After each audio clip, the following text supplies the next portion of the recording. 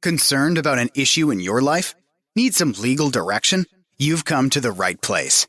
Welcome to 5-Minute Legal Insights, a podcast that features top lawyers from across the country and delivers bite-sized moments of pure gold, so you can benefit from years of legal know-how in just minutes. Each week, we bring you the things that make the big difference, so you know how to approach your legal situation with confidence and clarity. Now, here's your host and founder of the law firm Authority Network, Grant Eagle. Welcome to the show, everybody, and I'm here with Shawn Dominy, founding attorney of the Dominy Law Firm, located in Columbus, Ohio. Now, Shawn was named one of the top lawyers in Super Lawyers list for Ohio, a list which recognises only 5% of the lawyers in each state. So I think that puts him in the top 50 out of about 8,000 lawyers. And he is also the author of the book, I Was Charged with DUI, OVI, Now What? So it's going to be really interesting chatting with him today. Are you there, Shawn?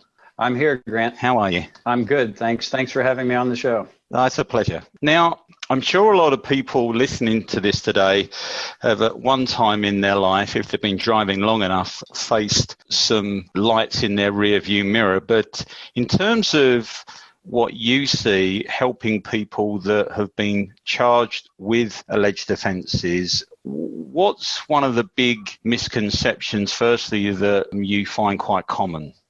One of the big misconceptions that I find is common is those people who think that the only people who get pulled over for drunk driving are those who are driving erratically, like all over the road.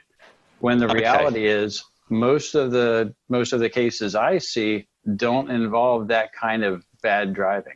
Right. Okay. So basically people are thinking that because they're older or drive a conservative type of car, they're just not going to get stopped by the police, right? Yeah, that's not going to keep the police from stopping them, especially if they have a headlight that's out or a tail light that's out. Anything like that can lead to being stopped. Okay. And when people come to you and they've been charged, what's their expectation? What do they think that's going to happen? Do they think they're sort of guilty before you even get going, or what's their expectations? Many people do feel that way, and I think that is in part because a police officer trained in DUI investigations has determined they were under the influence, and so they feel like if the officer concluded I was under the influence, how can I fight it? Right. Okay. All right. Well, let's talk about that then. So in terms of fighting it, as you say, talk us through a few things. Like, for example, what's one of the first things you would look at? Well, one of the first things I look at is the administrative license suspension. And it's one of the first things because it has already been imposed by the time a client comes to see me. Right. Okay. So just, in plain English, administrative license suspension, just for those of us who are not legalese, if you like, what does that basically mean? The license gone or what? Yes, the license is gone. And it varies some from state to state, but in all of the states, they have implied consent laws. And those laws say if you are arrested for a DUI, you have to consent to a blood test, a breath test, or a urine test. If you refuse to take the test, your license is immediately suspended. Or if you take the test and the result is over the limit, then your license is suspended. That's called an administrative license suspension. Okay. And you're saying you can challenge that or you can't? You can challenge that, and that's probably another big misconception. There are a couple of different ways to challenge the administrative license suspension, and so that's why it's important to see an attorney quickly so that both ways of the challenges can be filed. Okay. And in your experience, how much success have you had with that, getting people's license back? We've had a lot of success with that, and it varies some depending on the judge. But in many cases, we're able to get a client's license back even at the first court appearance. Okay, my next question is, how do you do that? Because that sounds like a magic trick. There are, as part of that, what they call implied consent laws that I described earlier, there are certain ways, certain methods that the police officers have to use when imposing a license suspension. Because when you think about it, the due process clause says the government can't take your property without due process of law. That means they have to follow certain protocol. And if the officers don't follow that protocol, then it may be a due process violation, which can lead to the license being returned. Okay.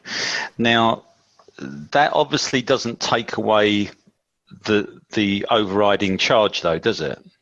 No, the administrative license suspension is actually separate from the DUI, or what Ohio calls OVI charge. Okay. So before the show, we were talking about, you were talking to me about admissible evidence. Talk to me about that and how you sort of view that as the next step in helping the client. Yeah, that is typically the next step. Once we obtain all of the evidence for the case and we can see the officers' reports, body cam video, cruiser video, that kind of thing, typically then our next step in our defense is to contest the admissibility of evidence, because the prosecutor is going to rely on the officer's observations, the field sobriety tests, statements made by my client, and chemical tests, for the alcohol or drug level. Yeah. And so we file motions to suppress the evidence which is damaging to our case. Okay. And once you've done that, I mean, again, I would ask, how does that contribute to success and outcome? Well, I'll give you two examples. One is the field sobriety test, and one is the blood, breath, or urine test. In both of those examples, the prosecution has to prove that the tests were done in compliance with the applicable protocol. In field sobriety testing, for example, the National Highway Traffic Safety Administration has told officers how the tests are supposed to be administered. If the tests aren't administered in compliance with the manual teaching them to do the test may be thrown out altogether. And the same is true with blood tests, breath tests, and urine tests. Okay.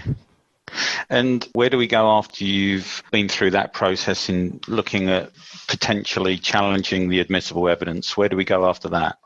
The next step after a hearing on our motions to suppress is a trial. Okay. Often before we get to the trial, there's plea bargaining. So we always prepare the case like we're going to have a trial. Right. But sometimes the prosecutor will recognize that they have some weaknesses in their case, so they will offer to reduce the charge to something lesser. And then it's up to a client to decide whether they will accept the prosecutor's offer for a plea bargain, or if they want to instead have a trial and let a jury decide whether the evidence proves their guilt. And in what examples can you give in terms of when it's a good idea to go to trial and when it's not?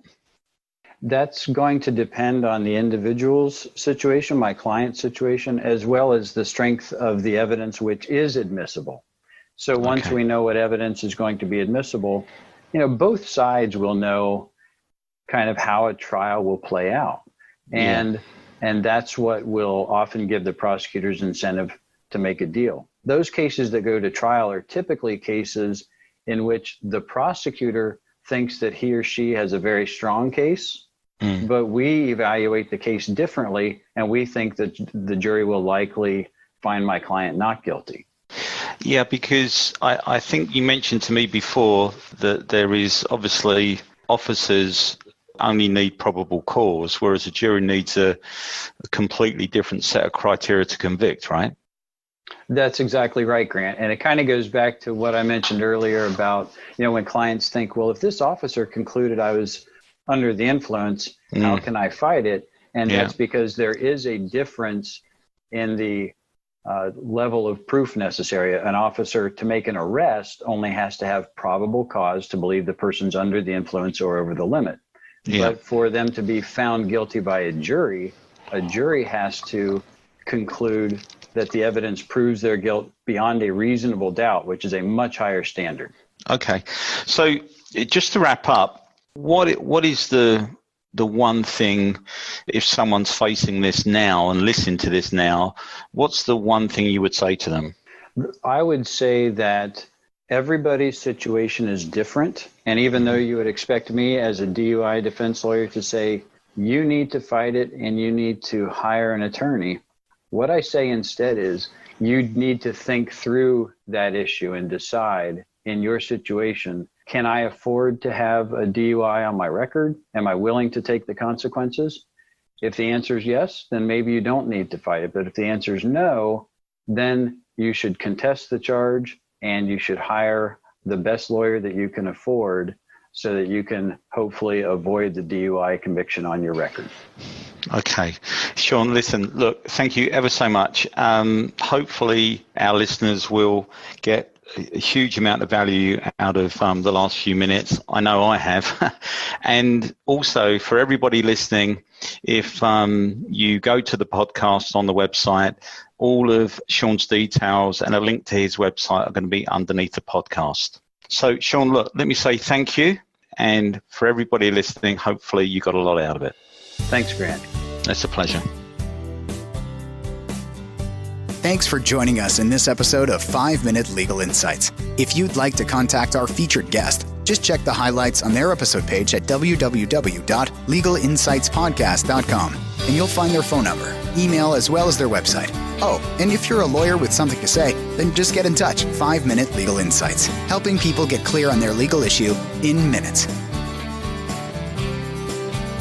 The views expressed by the participants are their own and are not endorsed by 5-Minute Legal Insights. Nothing said in this podcast is legal advice for you.